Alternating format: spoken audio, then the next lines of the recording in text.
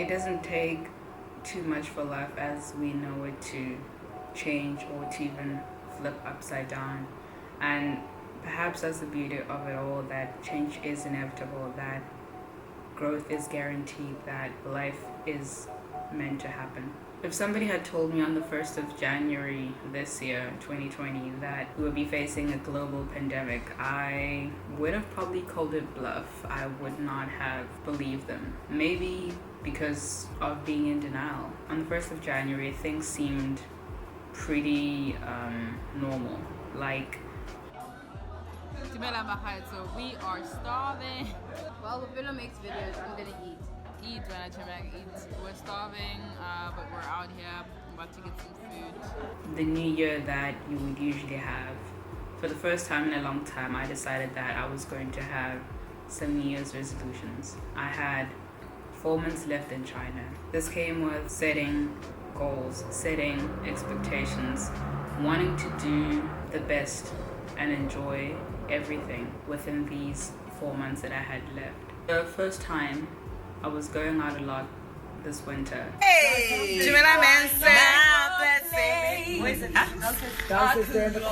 Okay, one, two, let's go.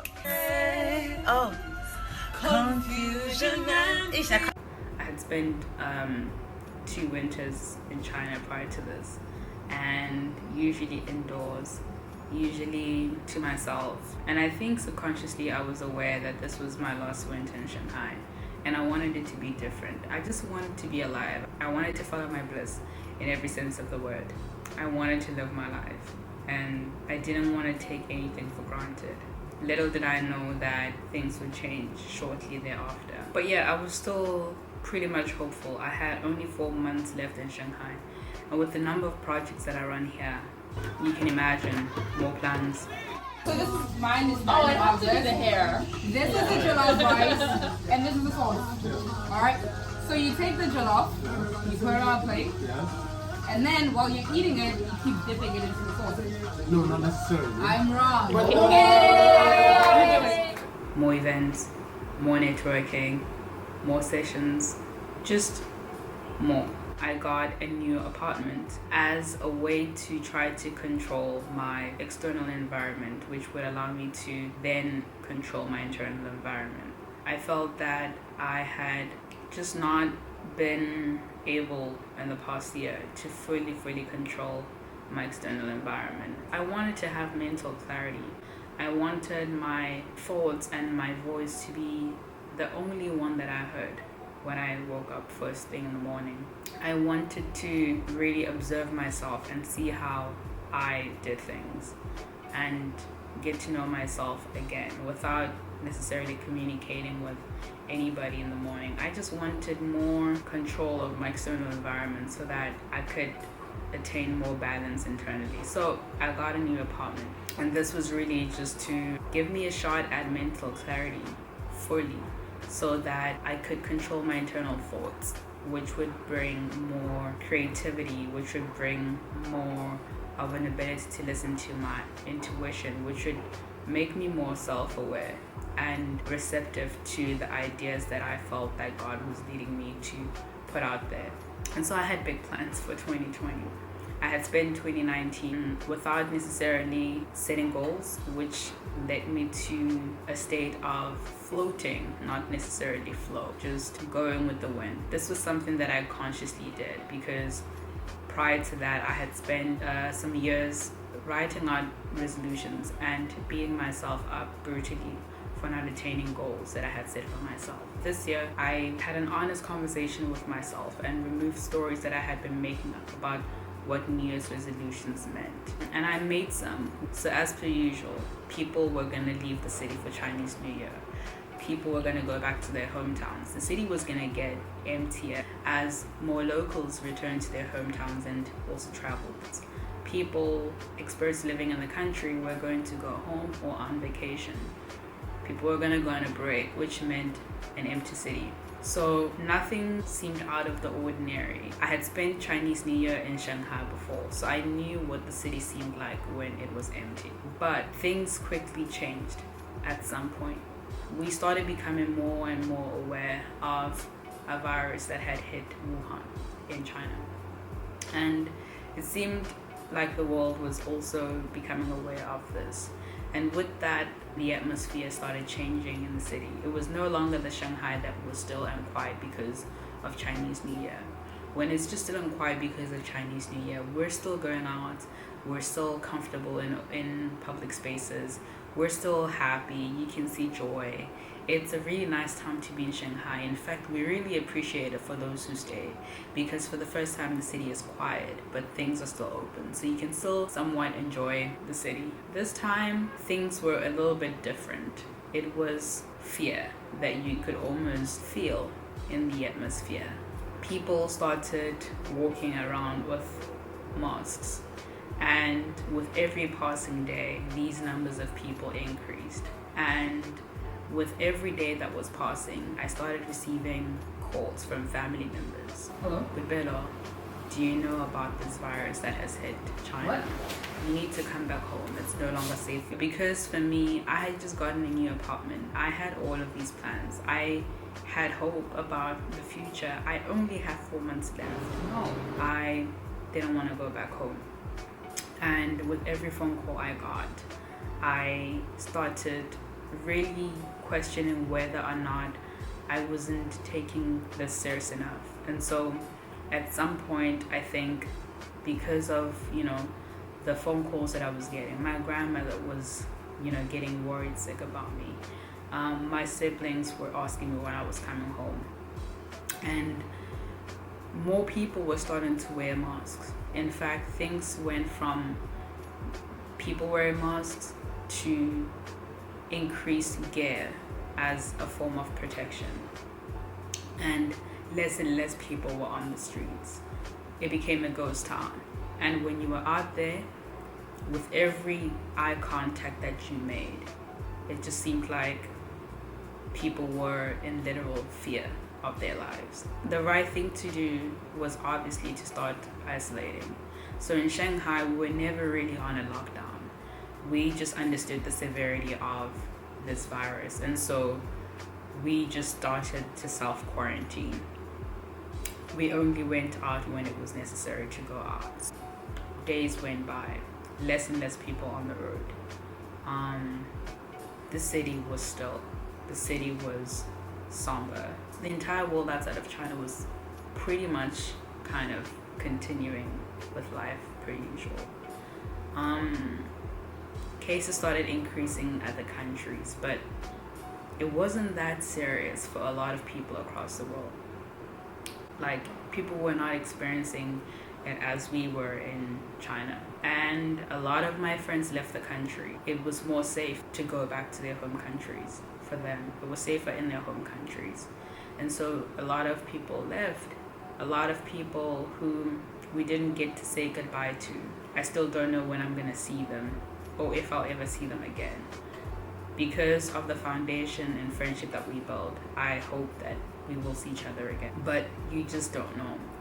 And this is why it's really important to always be present, to always be mindful, to constantly express gratitude. Because when people just leave like that, you know that that moment that you had, you really took full advantage of. And even if you didn't see each other again, despite how much you don't want that to happen, it would be okay. So with every passing day, things just got worse and worse and worse. Measures of control became a bit stricter and stricter with every passing day. You weren't allowed to have visitors. This was to enforce social distancing. You couldn't enter any particular facility without your temperature being checked. And so with every day that we were practicing social distancing, the truth is, like, it became a bit brutal. At first, it was okay. It was time that we hadn't had before. Time to reflect, time to exercise, time to do the things that you never had time to do. But as we were going through this in China, and the whole world wasn't necessarily going through it, it was a lonely space to be in. Only your friends who were in China could understand what was happening. I kept on asking myself, like, why aren't my friends checking up? Why aren't people asking me if I'm okay. But then I also understood that it wasn't something that was impacting the entire world. My family is my family, and so obviously they were concerned. And I don't necessarily blame anybody for not understanding that they maybe needed to check in.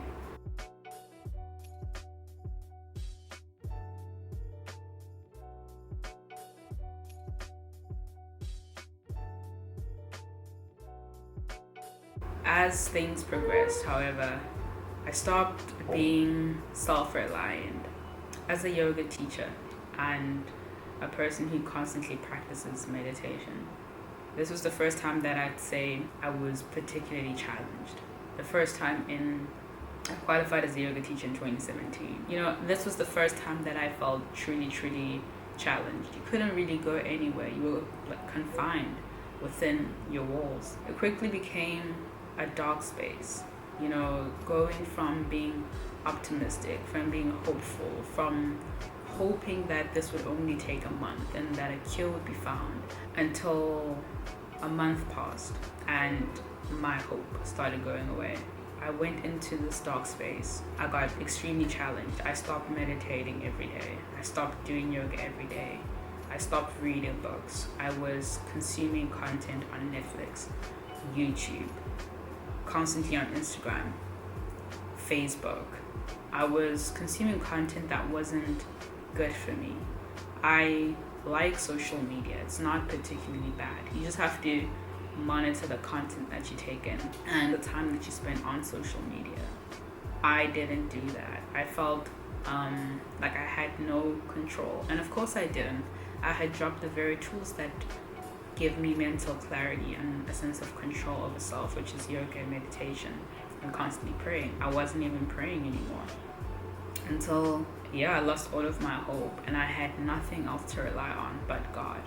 And so I went on a 21-day fast, and because I had been impacted by this virus in so many ways, including financially, I just felt like I really didn't have a sense of control of anything. And so I was praying for all types of answers from God. And after my 21-day fast, I started having some mental clarity. I started having hope, because at the time, to have relied on the things that I could see with my eyes was only going to hurt me in the long end. And so I had to have faith. I had to rely on God's promises. And I began to take up meditation again. I began to take up,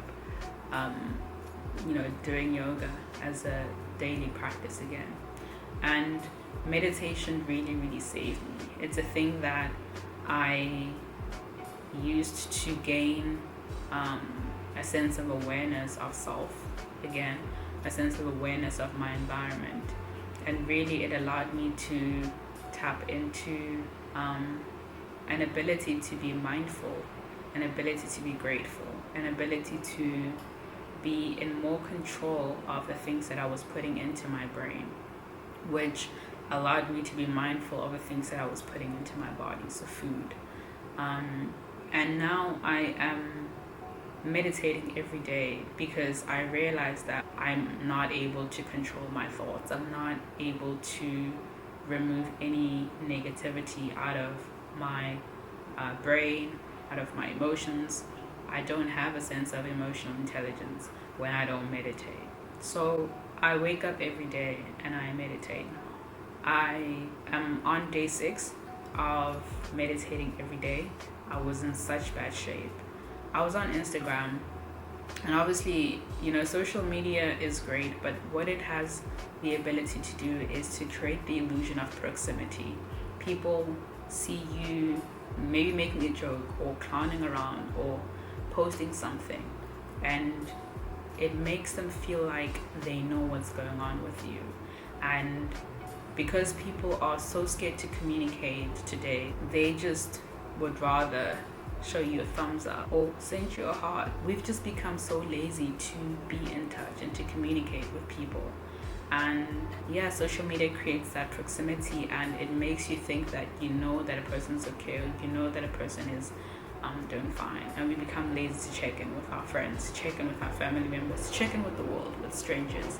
And so we really lose touch. And that's why I will not necessarily blame anybody for not checking in, because I was also contributing to creating that illusion by posting content that didn't necessarily make it seem like I was not okay. And during this time, I'm in China. Things aren't back to normal, but things are better than they were 3 months ago. And the world is going through this now, and it's almost like I can foresee what people may go through. And for those of you that, are already going through a similar thing that I went through or may possibly go through it, please try to find tools that will help you to remove negative patterns from your head, that will help you to just deal when things get hard during this time. Because the reality is that it will get better. It just may get bad before it gets better, but it will get better eventually. And, for those of you guys that aren't going through any emotional anxiety or depression over this time, please be there for your friends, be there for your family, check in on people, because some of the people who are so strong and put up a brave face usually may be the ones that need your help now, maybe the ones that are not doing 100% okay. So check in on your people. And one may say, people, you could have gone home, things would have been so much easier. But I'm currently reading Rising Strong by Brené Brown.